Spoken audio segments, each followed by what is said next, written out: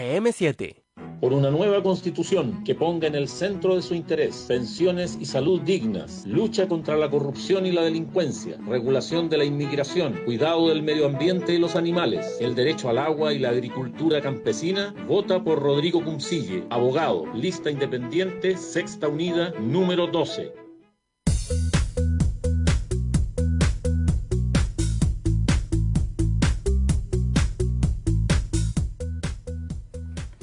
¿Qué tal? Hola a todos, muy buenos días a quienes nos escuchan este día miércoles. Les habla Rodrigo Cuncille Lavé, abogado, arqueólogo y candidato a constituyente por el Distrito 16. El día de hoy, al igual que ayer, que estuvimos con un colega especialista en Derecho de Aguas, el día de hoy les tengo preparado un programa especial que espero les guste, donde hablaremos básicamente de un tema importantísimo para el desarrollo de nuestro país y para el futuro de nuestro país, que es la ciencia, la tecnología y la creación de nuevo conocimiento. Tengo dos invitados estupendos, don Luis Sánchez, ingeniero civil, especializado en materias de tránsito, y un invitado estrella también muy joven, Diego, joven, estudiante de Ingeniería Civil en la Universidad Católica del Maule. Aprovecho también de informar a nuestros oyentes que mañana jueves de 19 a 20 horas haremos otro programa especial donde tendremos como invitado a un distinguido abogado de la plaza, don Juan Carlos Hernández, quien tratará el tema de derechos humanos, en el cual es un verdadero especialista. Así que entrando en materia, les doy la bienvenida a Luis Sánchez, a Diego Jove, y les agradezco que hayan aceptado esta invitación a participar en este programa en Radio FM7, que siempre nos ha acogido con mucho afecto y con muy buena disposición. Luis, buenos días. Buenos días, Rodrigo. Efectivamente, yo soy especialista en transporte, poco más que tránsito. Perdón, dije tránsito, transporte. Ahora, sí. Los ingenieros en transporte, no en particular yo, pero como gremio, diría yo, o como conjunto de personas, cargamos con varios errores en el país graves. El más famoso de todo, indudablemente, el Transantiago, sí, en el que yo no participé. ¡Qué bueno! De hecho, Qué bueno. Yo asesoré a un grupo de gente que, por diversas razones, no estaba muy de acuerdo con eso y planteaba más bien una cosa, un procedimiento menos drástico, más regulado en el tiempo, Perfecto. una transición. Claro. Y eso, bueno, no quiero profundizar en eso para que siga Diego su parte, pero... Hola Diego, buenos días. Te doy la bienvenida también. Muchas gracias, buenos días. Sí, efectivamente, como usted mencionaba, soy estudiante, sí, pero más vengo como con el placer de comentar estos temas maravillosos que son muy necesarios conocerlos y patrocinarlo como sanfernandinos que somos, ¿no? Exacto. Gracias, Diego. Bueno, tal vez nuestro público no lo sabe, es lo más probable. Diego, Luis, quien habla, y otros profesionales sanfernandinos formamos parte de una organización, de un grupo de personas que tienen con inquietudes intelectuales, científicas, y hemos formado un grupo que se llama Centro de Estudios Avanzados de San Fernando, el CEASF. Como dije, ellos son miembros de esta agrupación, y para comenzar nuestro coloquio de hoy quisiera darle la palabra a Diego y que nos dijera en breve, en sintético, digamos, ¿qué es el Centro de Estudios Avanzados de San Fernando? Fantástico. Sí, en sí somos un grupo, bueno, todavía no podemos confirmar si somos grupo, comunidad, agrupación, la palabra que sea más precisa no la sabemos, en realidad estamos en la nube cuántica sabiendo en qué lugar preciso Claro. estamos, pero sabemos que dentro de esa nube sabemos el centro en el que estamos, que es ayudar a la comunidad desde la carencia educativa que hay. Efectivamente somos un grupo, como se llama, de estudio avanzado, donde nosotros buscamos el poder estudiar conjuntamente, no discriminamos ni tampoco hay sesgo desde conocimiento, de religión, de estado político, de color político, mejor dicho, sino que nosotros aceptamos a cualquier persona que tenga el interés de aprender y de servir a la comunidad desde esta carencia educativa, ¿cierto? Si bien es un asunto de divulgación de la ciencia efectivamente, y de creación de conocimiento también. Podemos decirlo así, pero incluso ni siquiera el conocimiento en sí como base, sino que la sabiduría, haciendo la diferencia entre sabiduría y conocimiento en sí.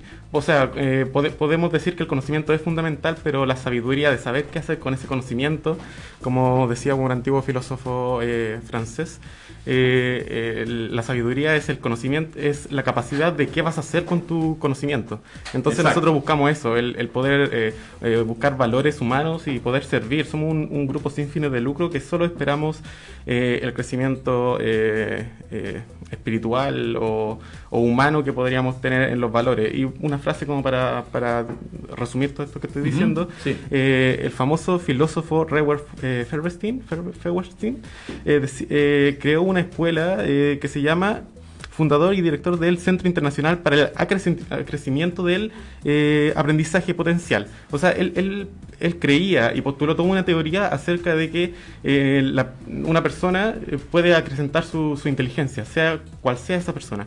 Entonces eso nosotros creemos, nosotros queremos parar un poco y poder ver el potencial que tiene cada persona en poder avanzar en su propio conocimiento, buscando esta sabiduría que menciono, ¿no? Claro, pero también proyectarlo hacia el progreso del país de alguna manera, hacer un aporte en ese sentido, me imagino. Por supuesto, sí. Correcto.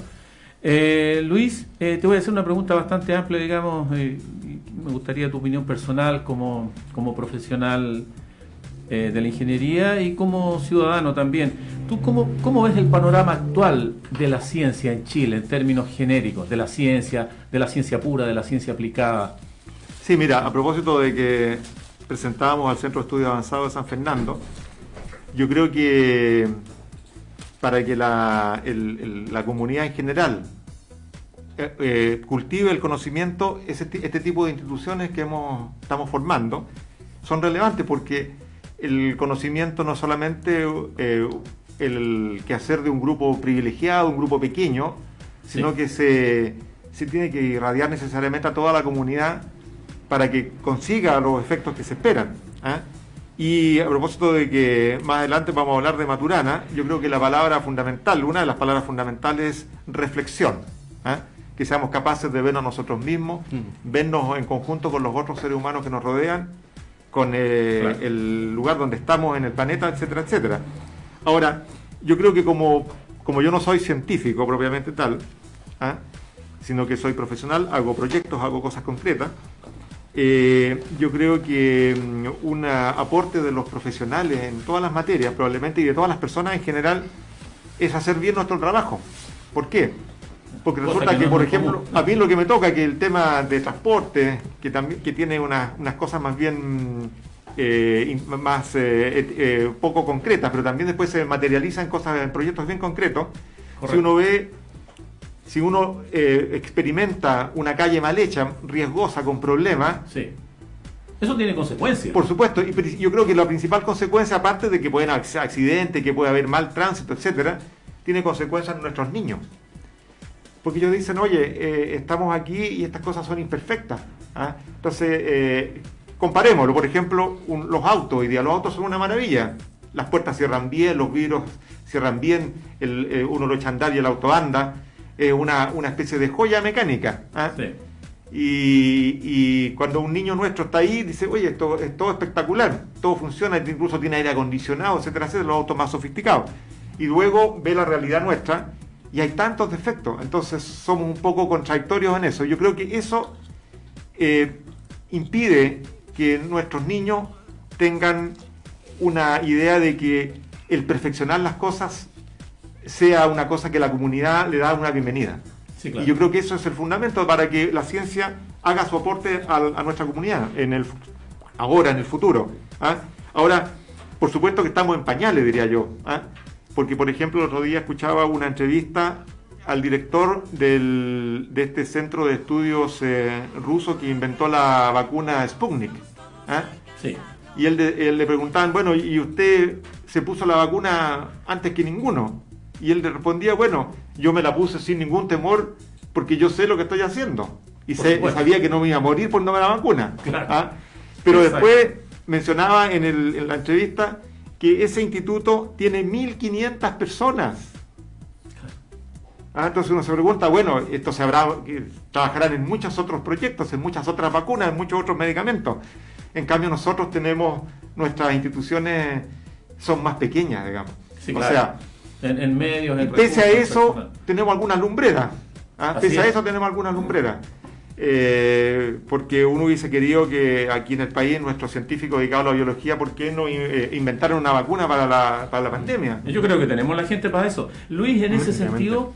sentido, siguiendo un poco con tu razonamiento, ¿piensas tú que, y esto es una pregunta abierta para los dos, pero ya que estabas comentando, Luis, un poco siguiendo con el argumento, ¿crees que el desarrollo de la ciencia, la tecnología, la creación de nuevo conocimiento, son importantes o tienen relevancia en el Chile actual? Me refiero a que los gobiernos le den la importancia que yo estimo se merece, por lo menos. ¿Piensas tú que es un tema relevante para nuestra sociedad hoy en día, o para los gobiernos, o para lo que sea? Mira, lo dicen expertos de que en realidad nos falta más recursos financieros para la ciencia y la tecnología en Chile. Entre paréntesis, ¿tú sabes cuánto invierte el Estado de Chile en ciencia? No sé la cifra exacta. sé que- 0.38, ¿no? ¿Perdón? 0.38 del PIB. 0.38 del PIB, claro. Y un país como nuestro, ¿en cuánto? Equivale más o menos a 1.114 millones de dólares, Claro. que es nada, en realidad. O sea, es plata, es mucha plata, pero comparado, por ejemplo, con los Israel. países de la OCDE, que nos gusta tanto compararnos, la OCDE está en promedio sobre el 2.5 Imagínate. en inversión en ciencia y tecnología. Entonces, Y además países más ricos, o sea, mucho más claro, dinero. estamos muy lejos. Exacto. Entonces, cada día la brecha se agranda más. Pero, Sí. continuando con lo que estabas mencionando, Yo creo que ¿crees que efectivamente, tiene la relevancia que merece? yo la creo que ciencia? no la tiene, que debiera tenerla, pero aquí hay una hipótesis detrás o hay una utopía, por decirlo detrás. Y es que los humanos nos desarrollemos también con el desarrollo de nuestro intelecto y de la capacidad de hacer cosas.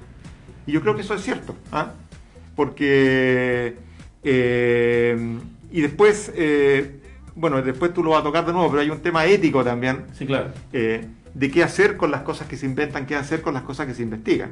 Y aquí hay un ejemplo concreto que me gustaría mencionarlo, y es el medidor inteligente, que es una maravilla tecnológica. ¿Inteligente para quién? Habría que preguntar. Claro, entonces que permite medir el consumo sin ir a la casa, sin molestar a nadie. Claro, a lo mejor se pierde una fuente de trabajo que la persona quiera medir, que permite monitorear cuánto consumo está haciendo la gente, que permite eventualmente, si la persona genera energía, poder medirla, cuánto aporta a la red. Y también permite cortar la luz a distancia, sin necesidad de estar en el lugar. Entonces, uno diría que en un país donde las cosas son razonables, uno diría, bueno, los medidores son buenos, porque, por ejemplo, en el caso de una escasez de energía, le mantengo la luz a todos los lugares fundamentales, como los hospitales, Claro. y los demás se las corto porque es una urgencia. Sin embargo, aquí donde entra el tema ético, el que lo inventó para mejorar toda la cosa electrónica, la cosa del consumo, pero es un deber de la comunidad darle un destino correcto a ese invento. Y en este caso, en nuestro país, se le dio un destino, o se le quiso dar un destino, yo creo que cuestionable, y es que con todas estas facilidades se permita una mayor captura de ganancia por las empresas eléctricas, Sí, pero claro. los consumidores, ¿qué beneficio tenemos? Claro. Entonces, yo diría que No, lo peor era el tratar de imponerte el cambio de medidor, aunque tú no quisieras, como usuario. O sea, ese era, tengo entendido, el sentido inicial de ese proyecto, digamos. Creo que no se ha abandonado, entre paréntesis. Creo que está ahí en espera, digamos, de algún momento volver a lanzarlo. Así que no hay que descuidarse con esos temas. bueno, efectivamente, entiendo que está en remojo.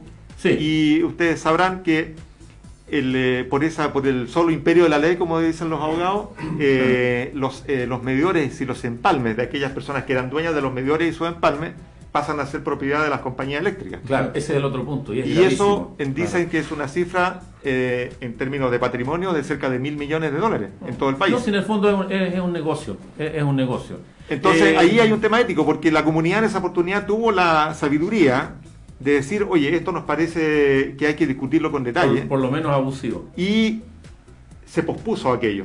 Sí, y esperamos que cuando se promulgue de verdad, se promulgue correctamente.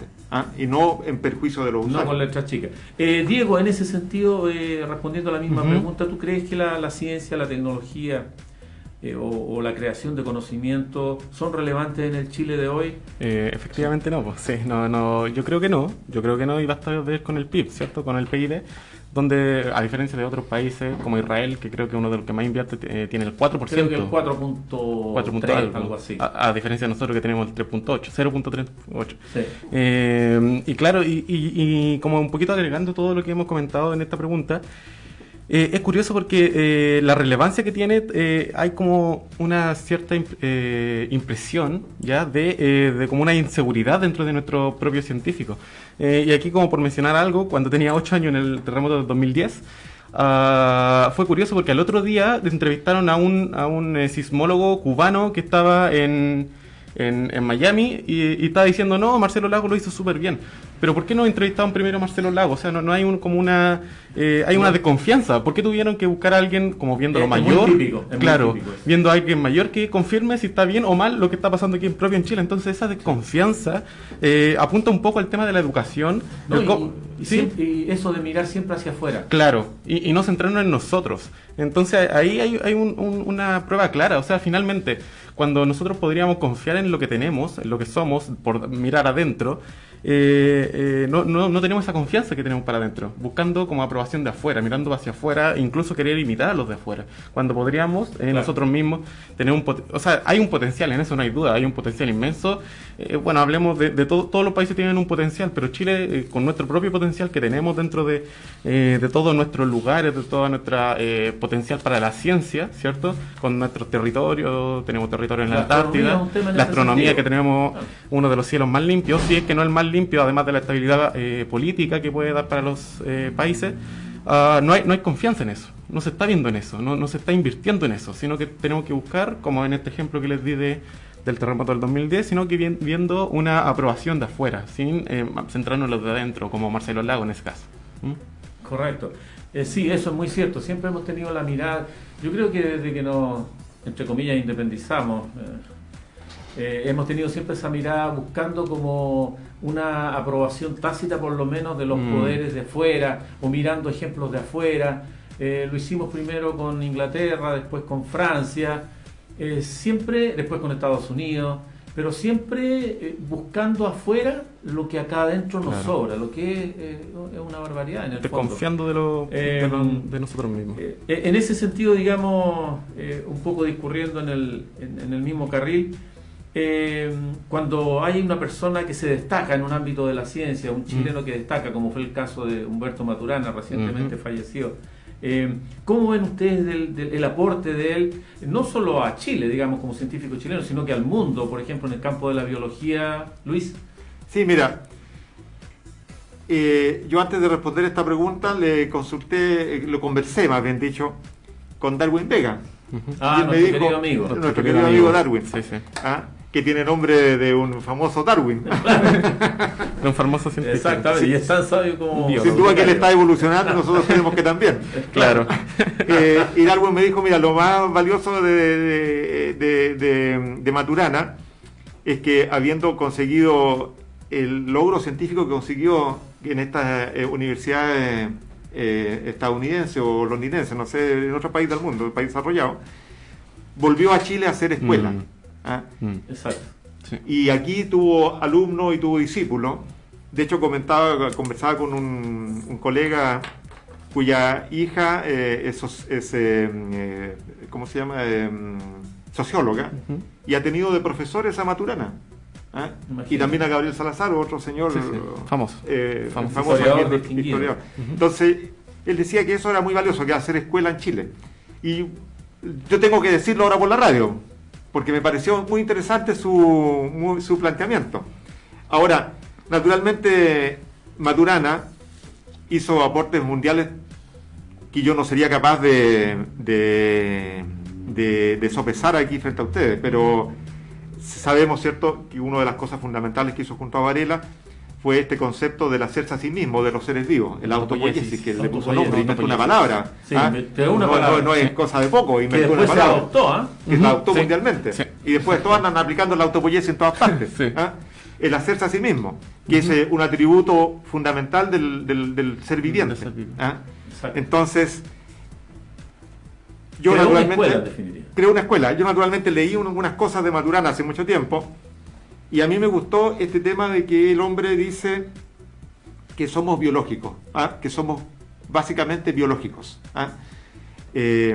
Entonces, cuando unas personas ven a un animalito en una acción de altruismo con otro animal de su especie o incluso de otra especie, Exacto. y dice el ser humano, oye, estos animales se parecen a nosotros.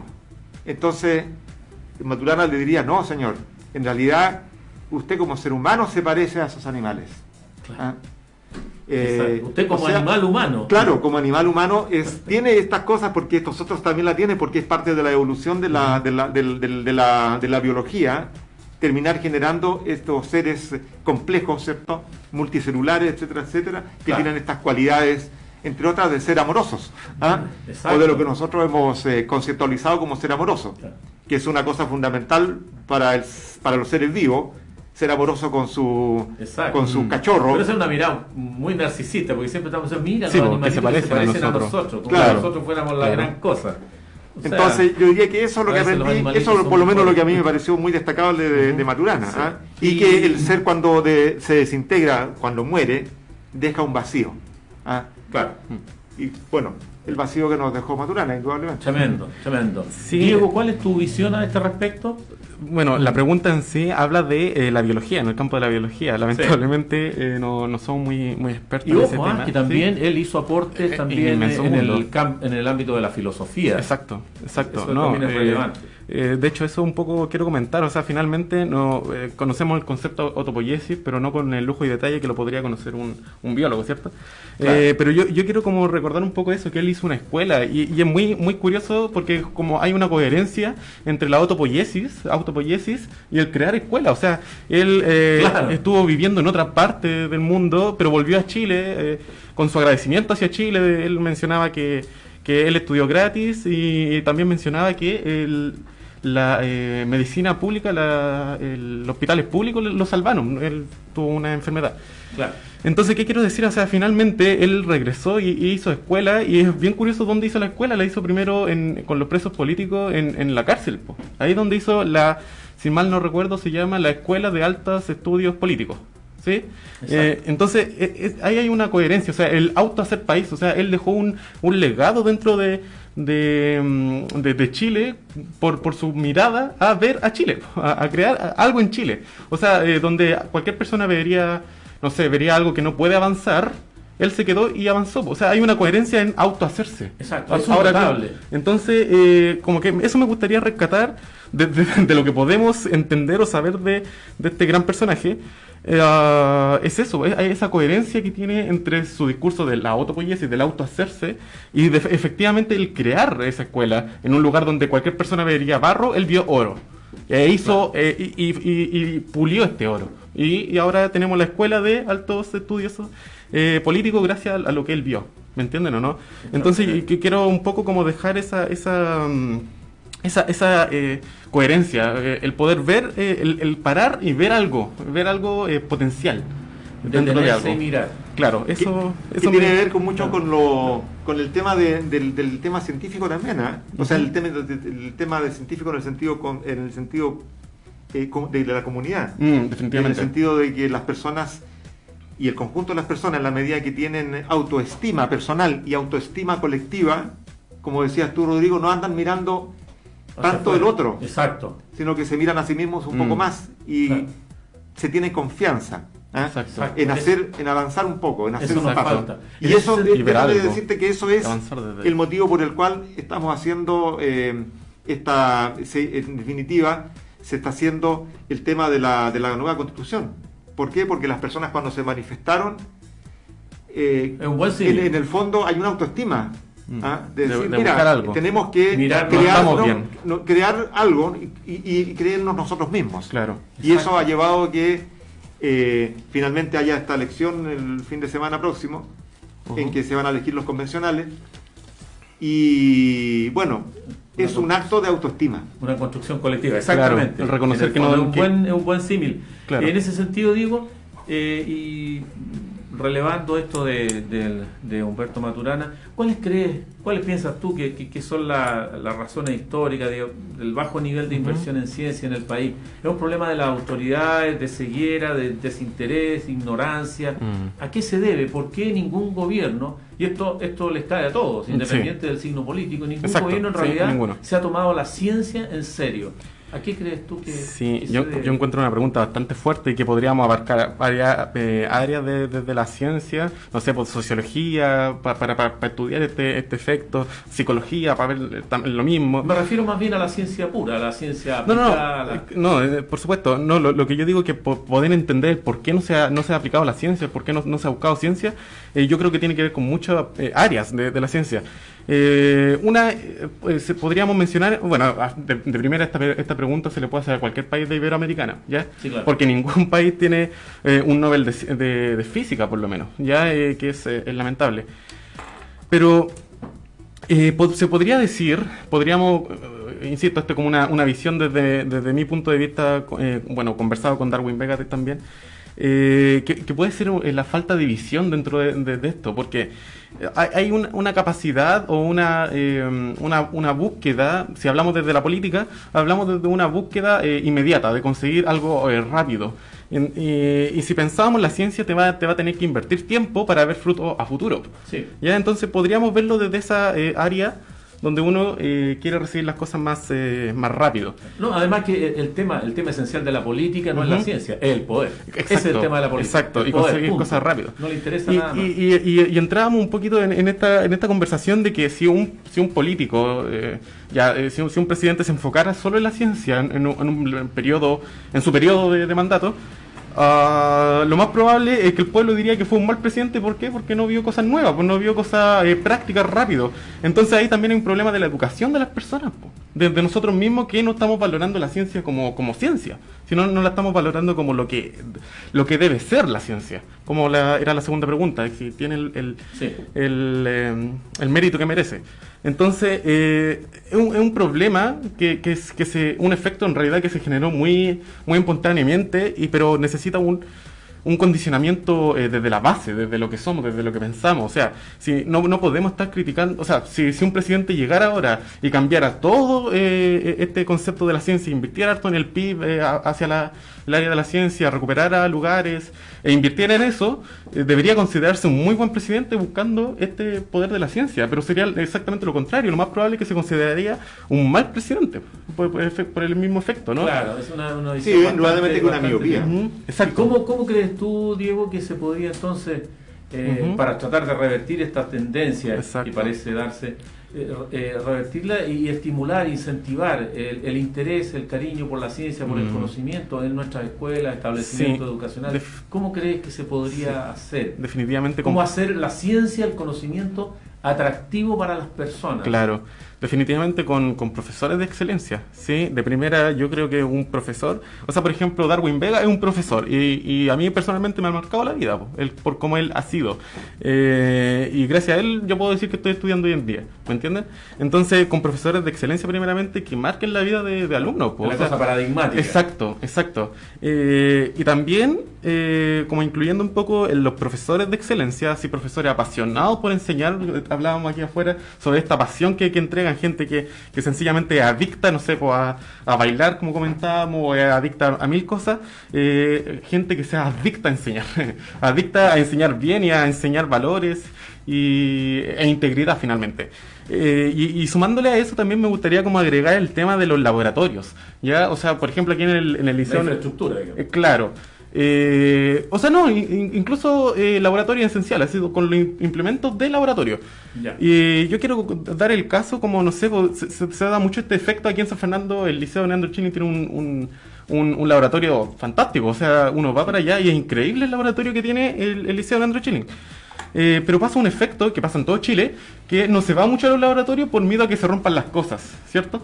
Y es súper lamentable eso, es súper lamentable que se prive un poco el conocimiento por miedo a que se rompan las cosas. Es absurdo. ¿Sí o no? Entonces, incluso yo pienso que es un poco positivo que se rompan las cosas y buscar las maneras de arreglarlas, porque en el proceso de buscar la manera de arreglarlas, se aprende y se busca el ensayo conocimiento. y error. Ensayo y error, como es la ciencia. Como es la ciencia. Como es la ciencia. Entonces, como descartando un poco, así como para ir a lo esencial, yo creo que profesores de excelencia que marquen la vida de los alumnos, lo mismo que hizo Maturana, vio algo y lo perfiló, lo pulió.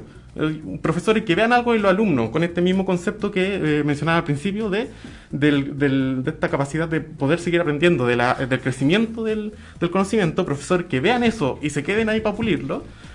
Implementos, laboratorios también de excelencia. De hecho, le comentaba a Darwin que por internet, yo tengo un microscopio que cuesta 1.500 pesos y tienen 100 aumentos y lo puede buscar cualquier persona por internet. Entonces, y así como muchas otras cosas, hay telescopios baratos, hay 1.000 cosas baratas.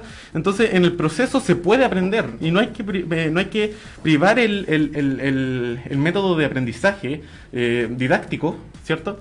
Por miedo a la plata o por miedo a que se rompan las cosas. Si estas cosas están hechas para usarse y en el mismo proceso es bueno que se rompan las cosas. O sea, por ejemplo, Pasteur tuvo que romper si no me equivoco, era una probeta que es la que rompió para poder crear toda su teoría para desmentir la generación espontánea y poder ver demostrar lo que él descubrió. No Claro, sé qué lo disculpa. es como decir, no se puede hacer una tortilla sin quebrar huevos. Exacto. De hecho, él si no me equivoco, hizo el cuello de botella, el cuello de algo así se llama, donde él descubrió todo lo que descubrió, po. Y hoy en día se considera como uno de los padres de la biología en una de su área. Exactamente. Impresionante, pero hay que romper las cosas para poder avanzarlas, ¿no? ¿Cómo ves tú esto, Luis? Sí, pues, bueno, ¿De qué manera incentivar el cariño, el amor por la ciencia, por la investigación, por el conocimiento en nuestras escuelas, colegios? Sí, bueno, lo voy a conectar con que la miopía de nuestros dirigentes políticos, ¿cierto? Nuestros dirigentes políticos, porque, claro,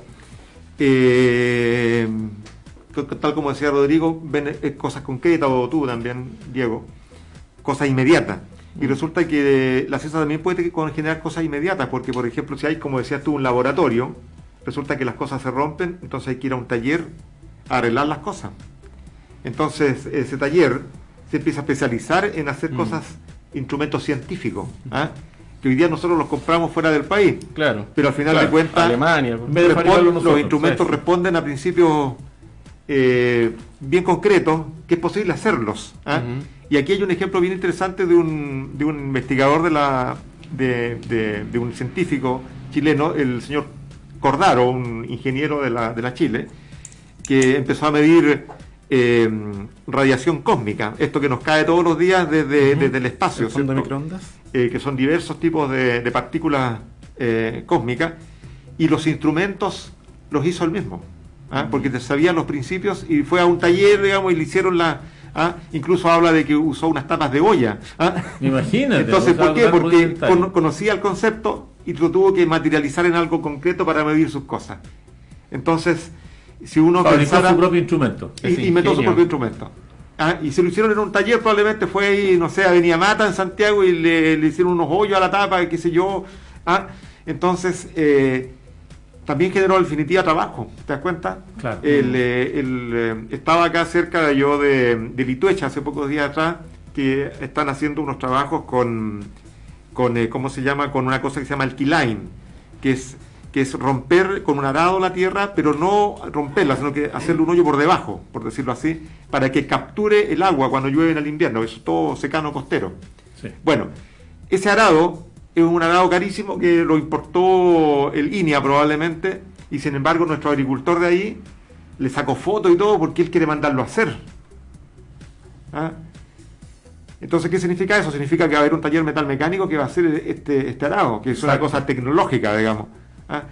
Por lo tanto, en cosas sofisticadas y en cosas menos sofisticadas, el desarrollo científico, el saber cómo se hacen las cosas, cuáles son los efectos que tiene, el know-how, produce trabajo, produce Imagínense ustedes ese taller mecánico que le toca hacer el arado.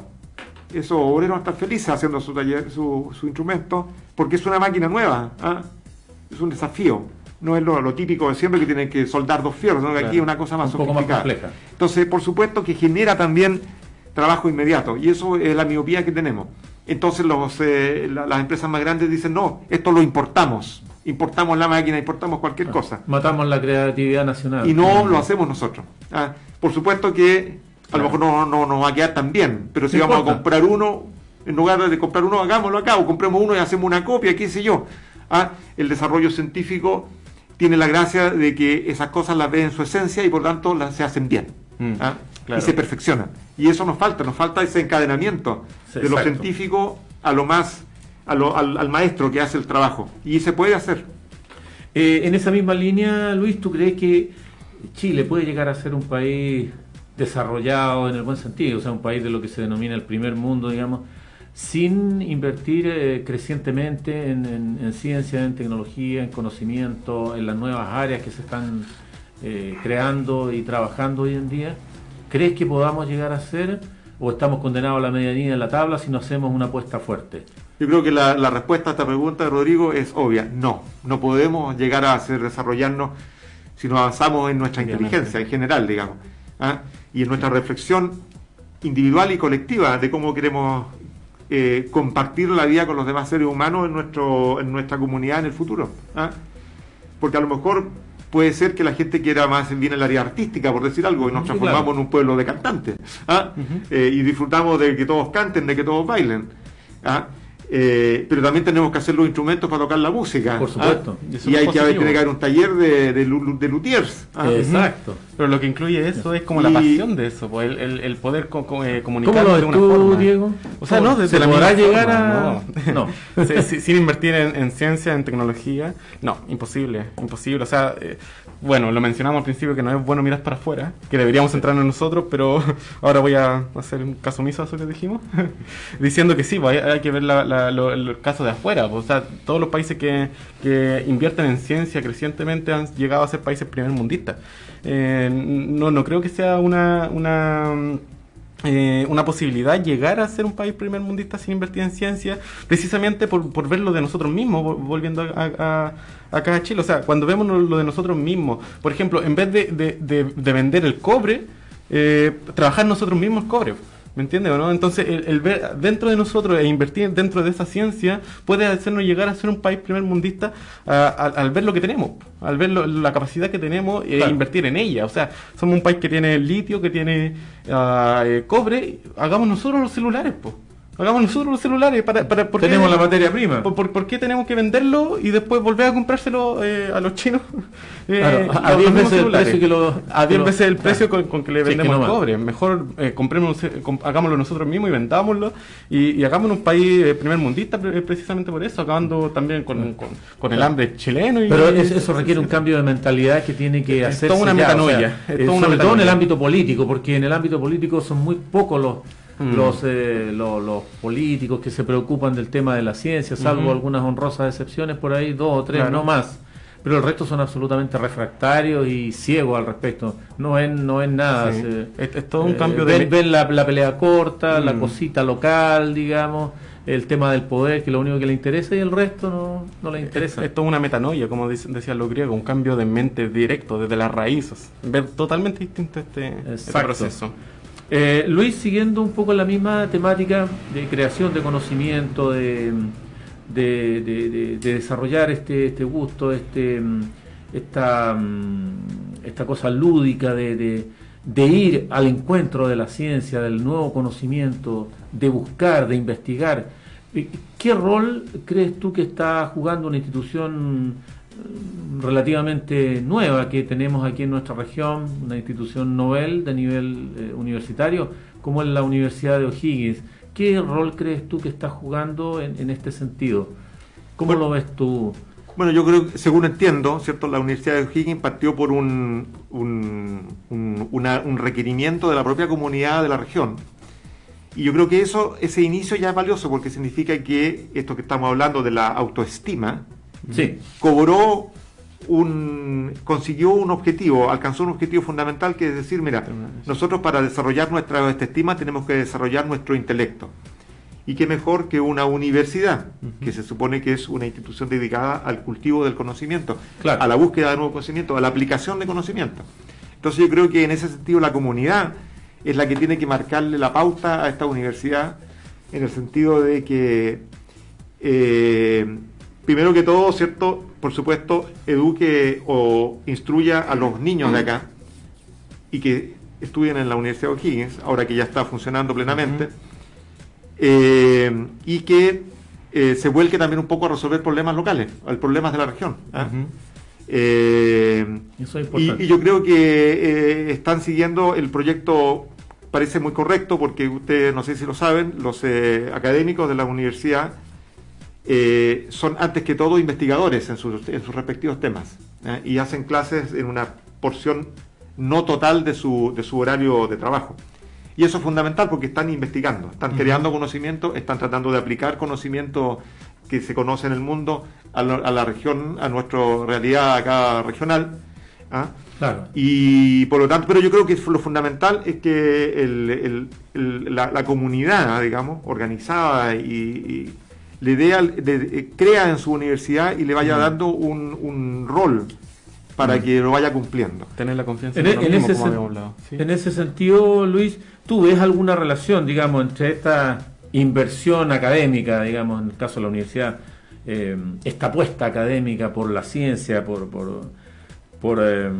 el estudio del conocimiento? ¿Ves una relación entre esto, una cierta, por llamarla, autarquía, no sé, tecnológica y alguna forma de soberanía estatal, en el sentido de darnos nuestros propios paradigmas de conocimiento, llevarlos adelante, desarrollarlos y progresar como país en ese sentido? ¿Ves alguna relación en esto? Que desarrollando más el conocimiento seamos más autárquicos en todo sentido.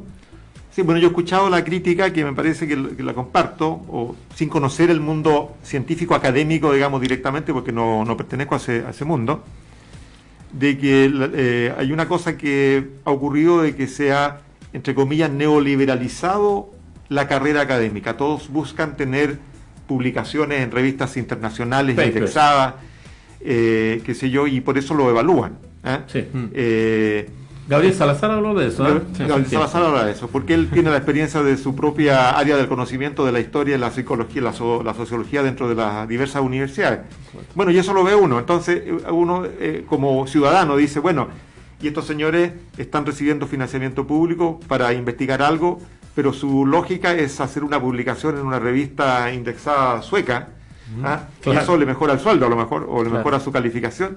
Claro. Y regala ese conocimiento que hizo aquí para que en el mundo entero lo usen para otras cosas y lo apliquen, a lo mejor, en algún invento. Es una paradoja. Entonces, pero bueno, esa es la comunidad internacional del conocimiento, que tiene un fundamento, digamos, un tanto idealizado, de que el conocimiento se comparte a nivel mundial para que todos lo tomen y lo usen.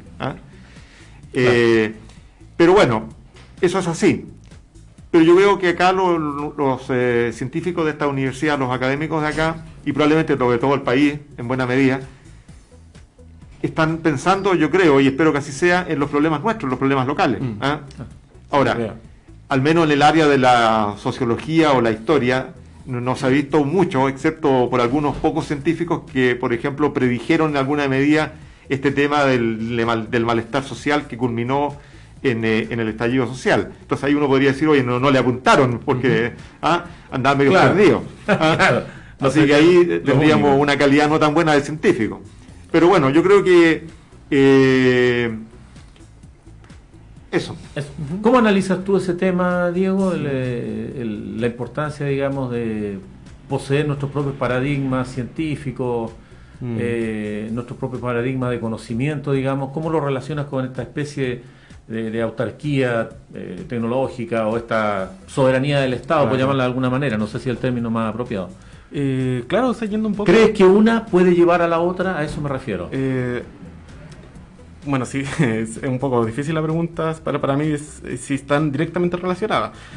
o sea, desde simple vista se ve que están relacionadas, no sé si tan directamente, pero lo que quiero decir es que, y yendo un poco en la misma idea, y lo que hemos comentado, es que un cabro bien educado, con buenos profesores, va a ser capaz de estar seguro en lo que sabe, en lo que le enseñaron.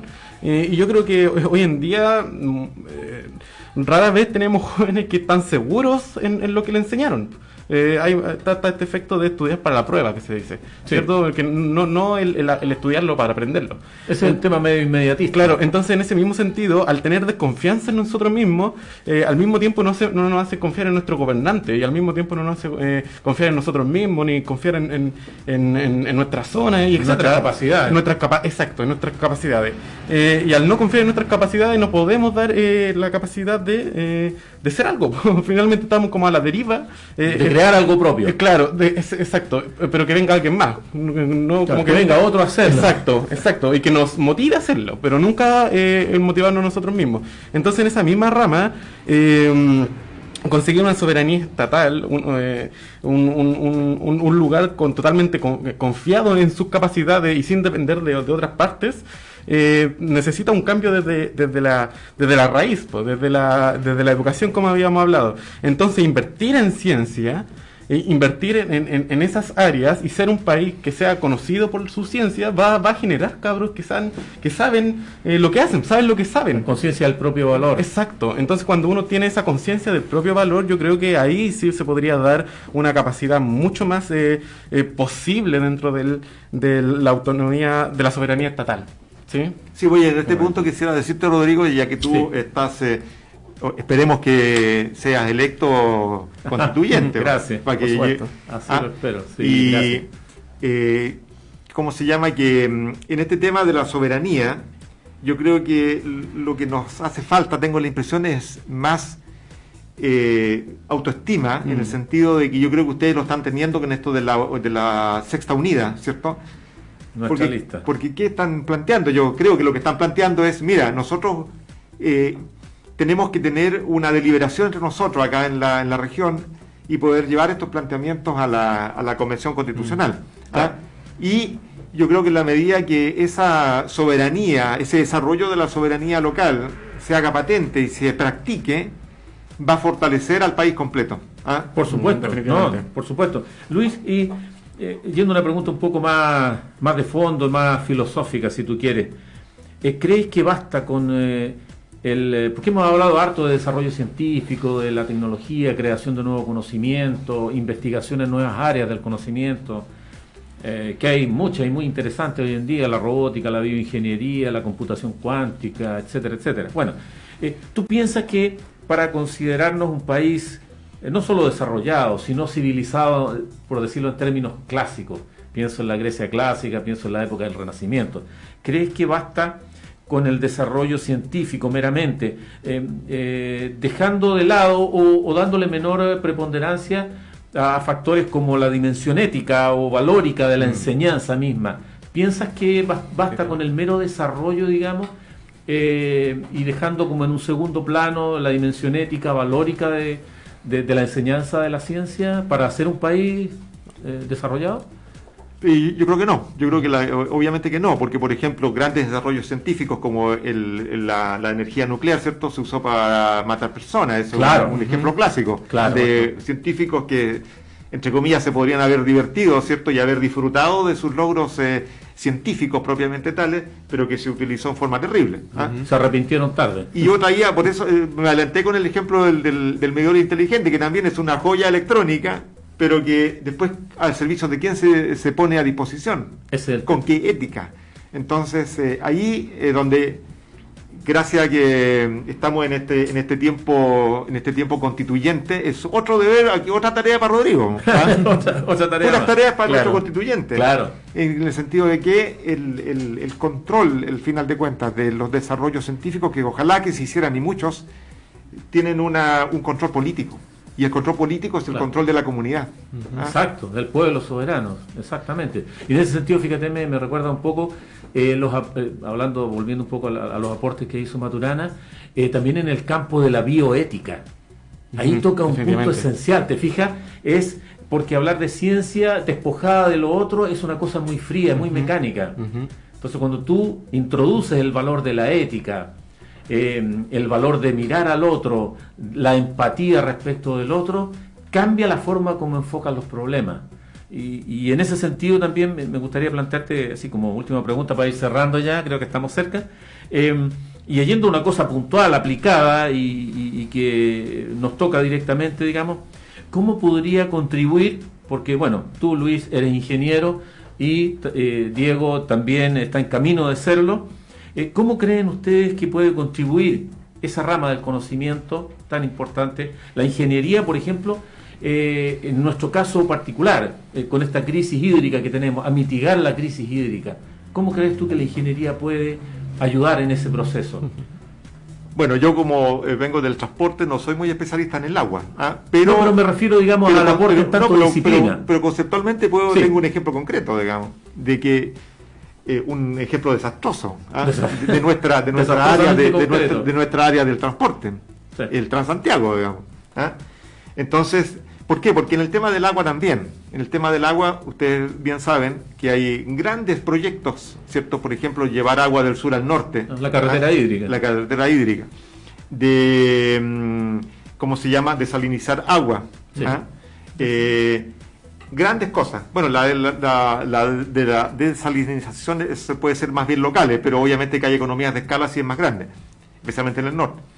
Luego hay también pequeñas iniciativas locales, como lo que les contaba recién de esto del Keyline, que es este surco que se hace para capturar el agua de la lluvia en los secanos, y luego otra serie de técnicas que son bastante antiguas, que aquí se han aplicado poco, y así sucesivamente, o captura de agua, o ahorro de agua, digamos. Ahorro de agua. Etcétera. No es tema simple el tema del agua, exacto. Porque además hay intereses económicos, ¿cierto?, que que cruzan toda esta situación. Exacto. ¿Cómo lo ves tú, Diego? ¿Cuál podría ser, a tu modo de ver, digamos? O sea, la pregunta dice cómo puede contribuir la ingeniería. Entonces, precisamente ¿Qué podría aportar, digamos? Exacto, la ingeniería es la encargada, ¿sí? Entonces, para terminar, ingeniándosela. La ingeniería ingeniándosela. Definitivamente es la encargada para eso. Es una buena respuesta. Bueno, estamos cerrando el programa. Les agradezco mucho, Luis, Diego, la gentileza que tuvieron a aceptar esta invitación. Espero que no sea la última vez. Y los llamo para que hagan su despedida.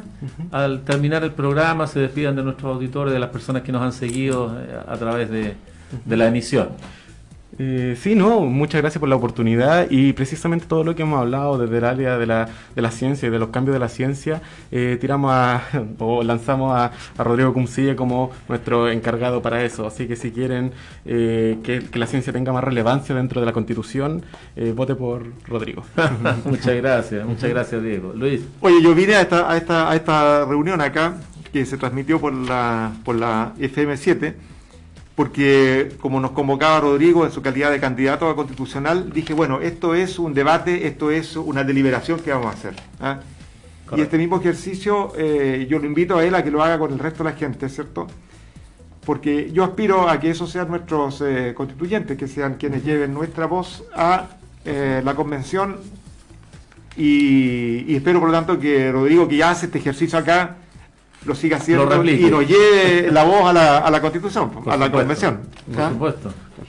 De ser elegido lo voy a hacer de todas maneras, porque además es un tema que a mí en lo personal me preocupa, me apasiona, y creo que además ahí está el futuro de Chile, en el desarrollo de la ciencia, de la tecnología, del nuevo conocimiento, de la investigación aplicada, pero también con el agregado de los límites éticos, de la ética, de los valores, que son importantísimos, porque si no, sin ética y sin valores, eso se transforma en un mero ejercicio mecánico. Esa es mi opinión, digamos. Podríamos hablar bastante más, pero ya se nos acaba el tiempo. Darle las gracias nuevamente por haber aceptado la invitación, darle las gracias a nuestros auditores que nos han seguido a través de la emisión de Radio FM7, y dejarlos invitados nuevamente para mañana, en que estaré con distinguido abogado Juan Carlos Hernández tratando el tema sobre derechos humanos de 19 a 20 horas. Muchas gracias. Muchas gracias.